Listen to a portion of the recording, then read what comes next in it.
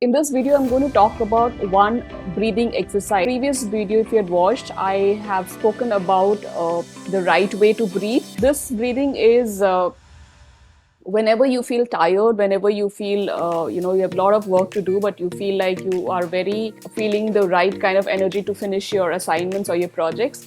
At that time, you can do this exercise. This is a breathing exercise which will energize your body. So I'm going to talk about the technique.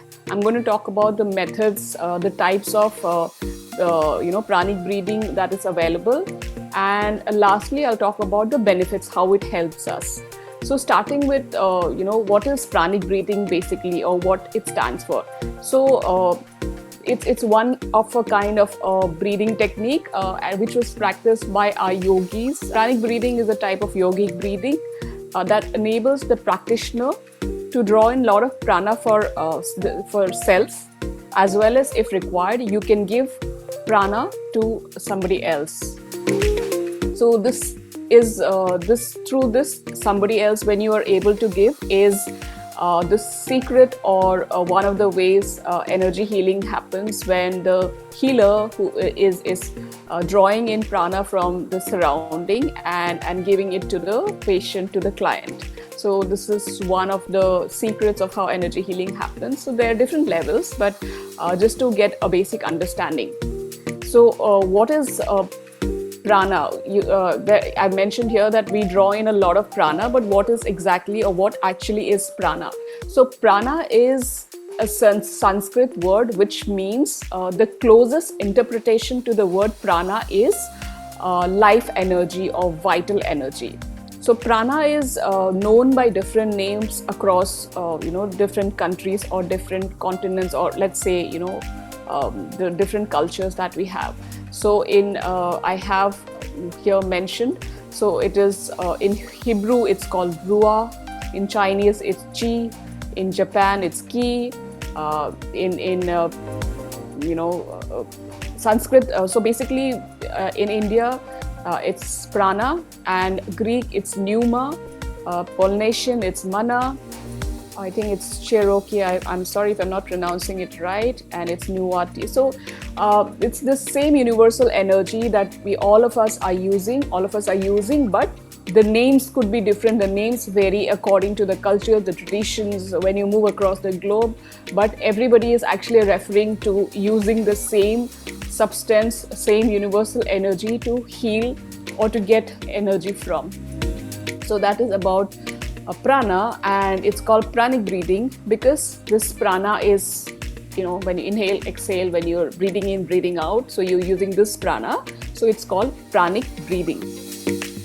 Coming back to the types or the methods of pranic breathing, so there are different at different levels you can grasp what kind of a method you want to do, or what depth of this exercise you want to do. So basically for general public, there are three methods, as you can see on the screen: method 1, method 2, method 3.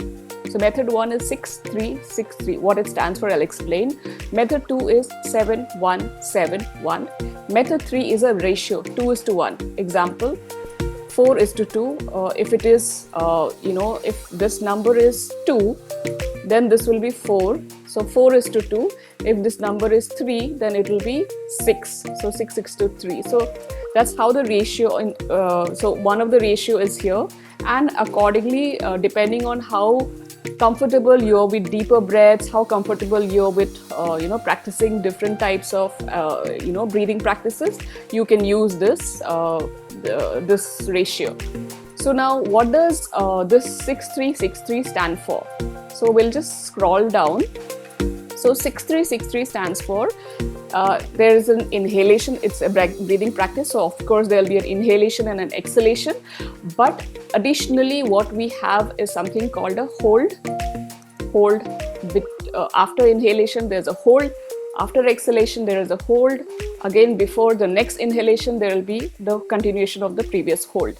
So 6-3-6-3 stands for 6, these 4 things, we'll just split the 6-3-6-3 to these 4 things. So inhale will have 6, hold will have 3, again exhale will have 6, again hold will have 3. So now what are these things? So six stands for 6 counts. So when you breathe, you are supposed to count till 6. Like when you're breathing, like I can't breathe and speak at the same time. So when you're breathing, just ensure that you're counting till 6, and when you're there, then hold for 3 counts. 1, 2, 3, that is the hold. Again, when you exhale, again you count 6. 1, 2, 3, 4, 5, 6. You count till 6. Again, you hold for 3. 1, 2, 3. And again you come to inhale, which is 6 counts. So inhale 6 counts, hold for 3 counts, exhale for 6 counts, and again hold for 3 counts. So let me go to another picture. This will give you a better explanation. So when you're inhaling, when I said inhale, so this is going to be 6 counts. So when you inhale, you have to do for 6 counts. Then you have to hold. So when you're holding this is just to, you need not remember all these terms, but this is just to explain because I already have a blog on this. I thought I'll use this. So if you want to refer to this particular practice, you can come to my website, which is www.pallavikashyap.com. I'll also put the link in the description below. So there you can go to the blog section. In the blog section, I have an article on blog on Pranic Breeding. So you can just open that, scroll, and read this. So after you inhale for 6 counts, you have to hold it. So hold is called retention. Now it is called full retention because you have inhaled this prana or this air or oxygen, and you're retaining it in your you're retaining it, and then you are exhaling it after that. Again, that goes for 6 count, and after exhaling, you are going to hold it again. It's called retention. You're going to hold it again. Now it's called empty retention because there's nothing. You've just expelled everything that was already there in your lungs, or what you had inhaled. So you're removing everything. So it's an empty. So after empty, there is an inhalation again. So this one whole thing is one cycle. So if you are starting, if you're a fresher, if you're a beginner, you can start with say 5 counts or 5 cycles or 7 cycles, and accordingly go like that. Or you can go for 5 minutes, 10 minutes, 15 minutes. So that's how you start, and it's a very easy practice, but at the same time it does give you a lot of benefits. So you must try it once. That's what I'll say. So what makes this breathing powerful, or what is so special about this breathing, this type of breathing? So what happens is, it is said that, I'll just read it out. It is said that a tremendous amount of prana rushes into all parts of the body when inhalation is done after an empty retention. So this is what we are talking about. So after there's the empty retention, whenever you inhale, it is said that there's like a gush. There's like a full flow of prana into the body that energizes, it gives you a tremendous amount of prana in the body. So it can be done only when it is preceded by an empty retention or an empty hold. So you can't, if you skip this part and you hear and skip this part and try to inhale again, it will not work, because the practice is such that you have to inhale after an empty retention or after again a hold. So I'll just summarize one more time. So you're inhaling 6 counts, and then you hold 3 counts, again exhale 6 counts, and again hold 3 counts, and that makes one whole cycle. And you continue, again inhale. So you continue this whole thing, and that's how it goes on. So what is important here is the rhythm. When you do it in a rhythm, there are also other benefits, like your mind calms down, your breathing becomes much better. Breathing is of course deeper. It is there's a rhythm, so there is more there's more, your mind is calm, and all of that will come to benefits. And like I said, and empty retention is very important. This is very important. If you don't do this, then the practice is not full. So like I mentioned, this doesn't take place if inhalation is not preceded by empty retention. So there has to be an empty retention for you to take full benefit of this breathing practice. So this is what I explained. I also have a video on YouTube. You can go to my channel. So you can also look for this video and you can practice initially. If you need some guidance, you can just practice it along with the video. And once you are through, or once you feel like, if you feel that you can do it on your own, then you can try it on your own. But I would suggest initially to start off, just take this help. And also one more thing, in case you're not able to do 6 counts and hold again for 3 counts, again hold for 6, breathe out for 6 counts, just take it easy. For practitioners who are into different kinds of pranayama, it might be easy. It will be easy for them because they're used to this kind of practices in different forms or different types of pranayamas. But if you're a total beginner or total fresher and you do not do any kind of breathing practices, then just take it slow. If you're not able to do it, then just give yourself some time, get into the practice, and I'm sure you'll get it. You'll be there. So don't worry. But it's your choice. If you want a shorter hold, then this is the practice that you can pick up. Like this is a bigger hold, like 3 counts. This is just 1 hold, but the thing is, here you will have 1 extra count. Like this is 6 counts, so this is 7 counts, but you will just hold for 1 count. But between these two, I personally prefer this method because I find this is more powerful for me. Again, depends, I guess. So you choose what you want, and let me know in the comments below your feedbacks how this helped. And for any practice to show results, please understand, it will not happen on the first day. It will not happen on after 3 days, 5 days. Just if you pick up a practice, try to do it at least for a month. It is said that in there's a time of 21 days. I think some psychologists have said 21 days it takes to form a habit. So I would request you to at least try it for 21 days minimum, and then there's no limit to that. You can do it forever, but at least try it for minimum 21 days before you feel like giving up or not practicing. But I think even a week is good enough for you to see results, but a continued practice will for a longer time will give you more results. So I would request you to start and continue it. Use a video to help you, to guide you during the initial days.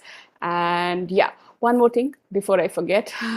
So what makes this breathing, if you want to make this breathing more powerful, so already it is powerful, but to make it further powerful, more powerful, what we do is touch the tongue to the roof of your palate. Now the roof of your palate is, so what you do is with your tongue, just touch the, the roof and just close your mouth. And when you're doing the breathing, I mean the tongue should be at the palate when you're breathing. So you're breathing. So the entire thing, this breathing practice should be done with your tongue touching the palate. Like, this is how it should be, touching the palate. So what happens, why we are doing this is because there's an energy channel in our body. So the channel is like, it is cut here, so the energy channel is fully constructed. It's one hole when we touch the tongue to the tip of your palate. Now when I'm talking, or when I'm eating, or when I'm doing something else, which is like, anything else that I do, it cuts the energy channel. But when I rest my tongue to the palate, or connect the tongue to the palate, the energy channel it gets activated. So that activation gives you more energy, you feel more powerful. So what I advise to my people, to my clients, to my friends is, anytime you're doing any work, desk job, or work which has nothing to do with talking, eating, or anything of that sort, then for more concentration, especially for students, you can do this. Just keep your tongue to the palate and do your work, whatever you want to do. You can just try this for a week and let me know again in the comments how it works. Especially it works for concentration, and I think these students should surely use this tip. So yeah, last but not the least, nothing without the spine erect or straight. So every practice with the spine straight. Sitting posture, there's no, like I normally sit with my legs, on a chair with my legs down. So I don't have cross leg, or I don't follow those kind of postures. So it's just on a chair with my legs, but parallel to the ground like this.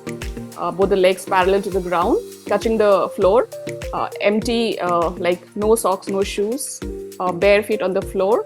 And so that's how you do. So I'm summarizing: spine erect, your tongue touching the roof of your palate, like and you inhale, exhale, inhale, hold, exhale, hold, inhale, hold, exhale, hold.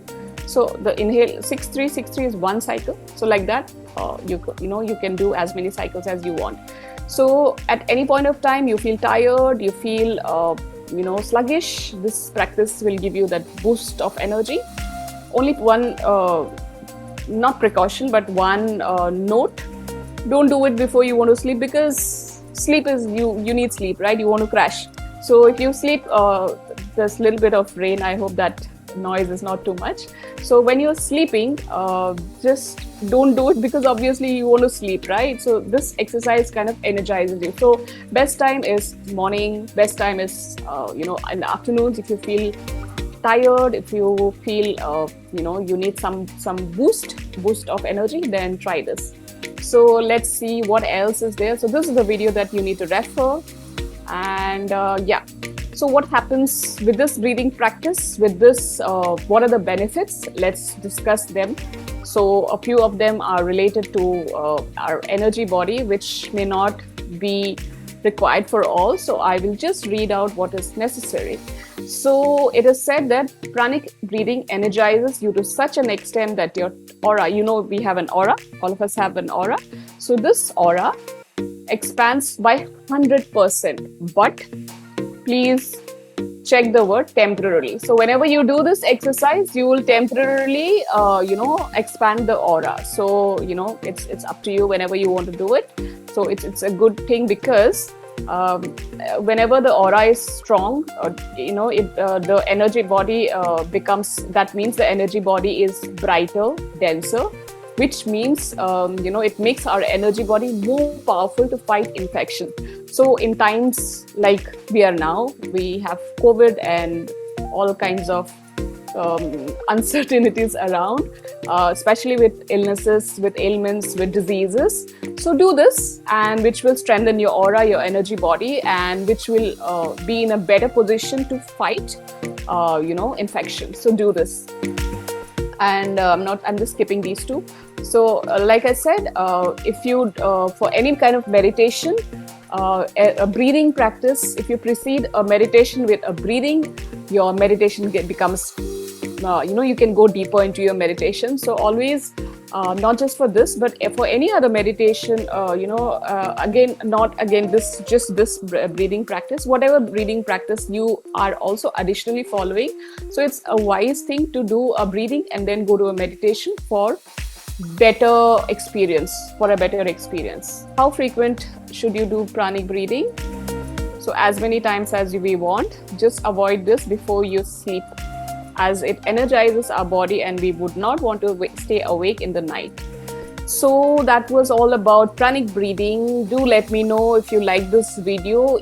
Let me know if you are going to practice, and do share your comments below. I would love to read what you want to share, and also let me know if I should cover any other breathing technique, and in the same format I'll do. So with your permission, with your request, and with your inputs only, I can make new videos. So let me know, and also follow my channel, subscribe to this channel for regular updates, and let me know once again what best you liked in this video. And like I said, at least practice it for 21 days, and then it becomes a habit.